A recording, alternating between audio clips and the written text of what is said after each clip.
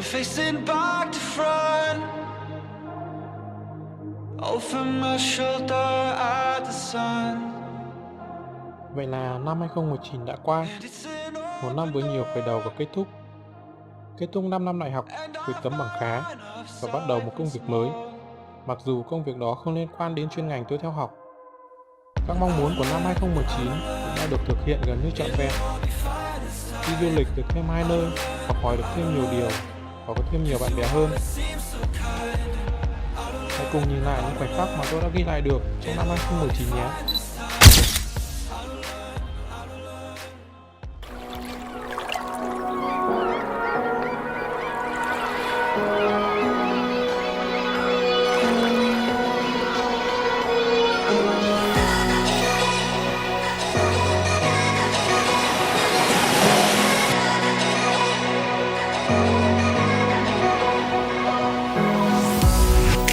Remember when we were young, breaking every rule they made.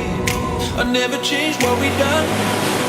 It made us who we are today. I'm taking every chance I get to make us who you won't forget. Who we are, who we are.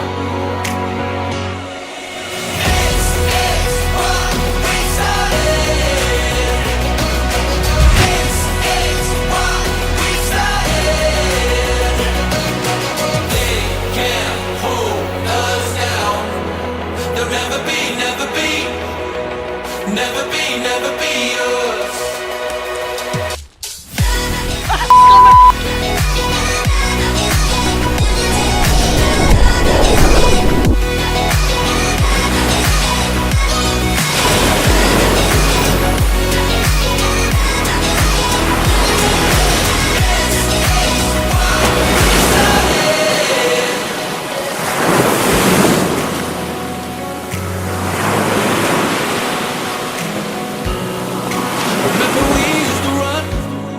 To the corner of 69.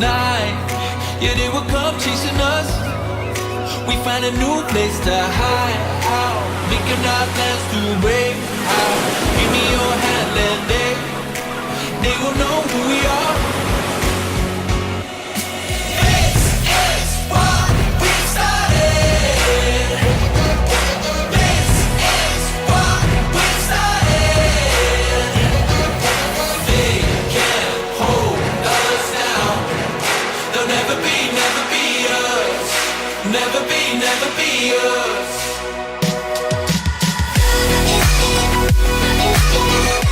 Tuổi trẻ thật ngắn nếu như bạn không biết tận dụng. Tôi đã bỏ lỡ 5 năm đại học chỉ để quanh quẩn với 4 bức tường. Và giờ phải chạy thật nhanh để tận hưởng nốt quãng thanh xuân còn lại.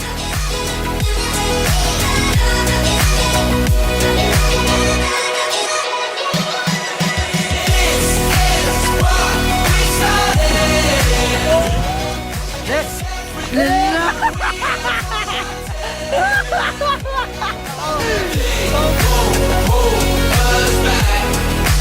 never be us. Never be us.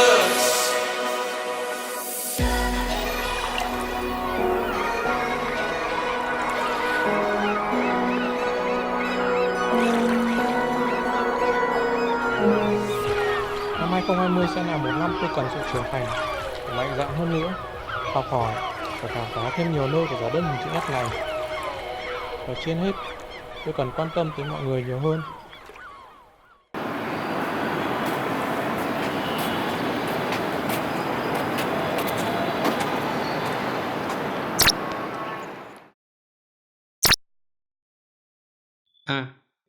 Không thể kiếm bằng được một cô người yêu nữa. Dùng cả hai tay, cô dạy em gạt thằng nào cũng đánh. 1, 2, 3 đánh chết mẹ chúng mày mất dạy. Đù rồi, tôi đù.